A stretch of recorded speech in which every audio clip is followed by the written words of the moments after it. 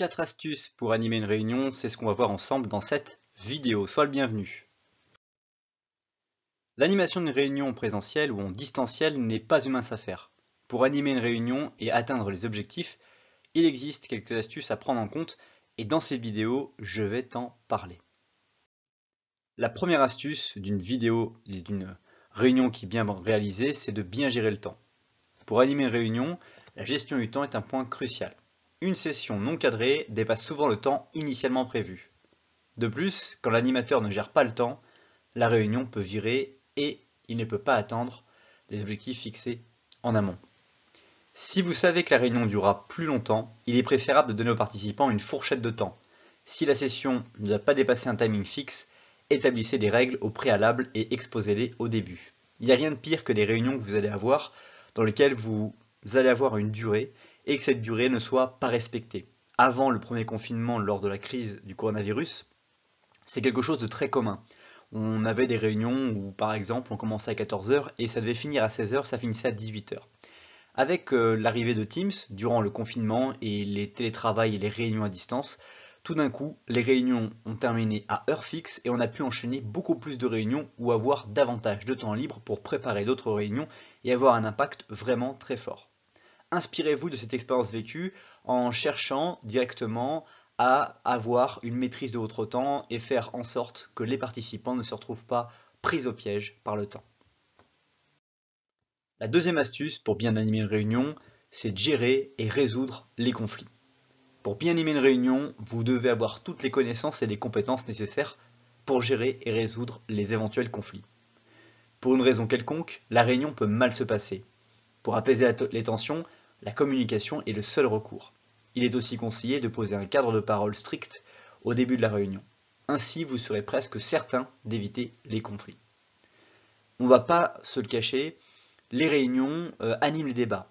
Et trop souvent, les personnes qui viennent dans les réunions ont des niveaux d'expertise tellement forts qu'ils vont avoir du mal à écouter l'expertise des autres. Ne soyez pas cette personne et quand vous animez une réunion, cherchez à faire en sorte que les personnes échangent sur des idées et non pas sur des principes quelles sont les personnes qu'elles sont. C'est très compliqué à faire mais c'est tout à fait réalisable puisque ce que vous allez faire c'est dire que les deux personnes ont de l'expertise, vous allez leur faire parler et partager leurs idées et faire en sorte de dire comment elles pourraient trouver des choses qui vont les aider à faire que leur relation va les nourrir et les aider pour résoudre la problématique en question. Alors évidemment, c'est très théorique, mais dans la pratique, vous allez réussir à faire en sorte que les personnes vont s'apprécier humainement pour ce qu'elles sont et vont chercher à comprendre comment elles peuvent progresser dans leur raisonnement et comment elles peuvent ensemble trouver des solutions à la thématique, à la situation et la problématique que vous rencontrez. Troisième astuce, c'est d'adopter la bonne attitude. Dans une réunion, tous les regards sont tournés vers l'animateur. C'est pourquoi il doit adopter la bonne attitude sans oublier la posture. Ainsi, il peut clairement exprimer les objectifs de la session, donner les consignes à suivre, faire une synthèse à la fin et remercier tous les participants. Tout au long de la réunion, il est conseillé d'être légèrement en mouvement et de bouger pour dynamiser la session et capter l'attention des participants. Donc le langage corporel, comme vous le savez, est une chose qui a vraiment un impact phénoménal sur la réussite ou non d'un message, le fait que le message va être bien véhiculé ou pas.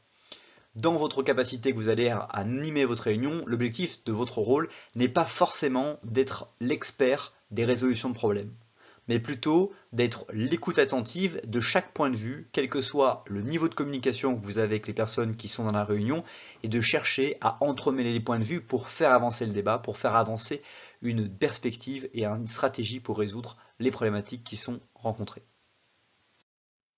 Enfin, quatrième et dernière astuce, c'est d'échanger avec les participants. Tout au long de la réunion, n'hésitez pas à échanger avec les participants. N'oubliez pas surtout de donner l'occasion à chaque personne de s'exprimer, sans oublier personne. Il est important de bien gérer la prise de parole de chaque intervenant, pour ne pas la mobiliser, la monopoliser. Pour les personnes en retrait, tentez toujours de les questionner. Pour un animateur, le regard est crucial.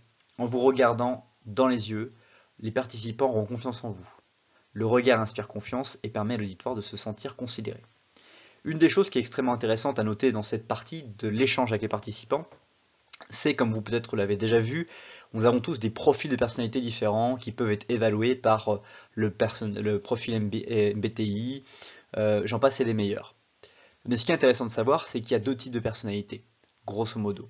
Les extravertis, ceux qui vont avoir la capacité de pouvoir prendre la parole, mais peut-être d'avoir un niveau de communication ou de profondeur dans ce qu'ils vont expliquer, qui ne sera pas totalement très profond. Et puis il y a les introvertis qui au contraire vont très peu s'exprimer, mais vont beaucoup réfléchir aux idées qui vont être prononcées, à la thématique du jour, et vont avoir en fait une profondeur dans leur analyse, une profondeur dans la réflexion qui va faire avancer tout le groupe.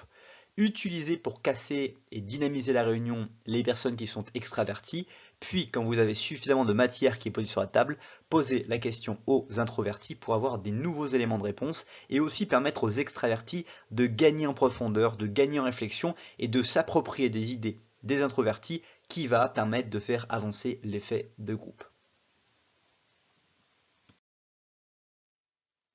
C'est déjà la fin de cette vidéo, merci beaucoup pour le temps que tu as consacré à la regarder. Si ce n'est pas encore fait, je t'invite à découvrir la vidéo qui s'affiche sous la flèche bleue ou à t'abonner à la vidéo sous la flèche rouge. À bientôt!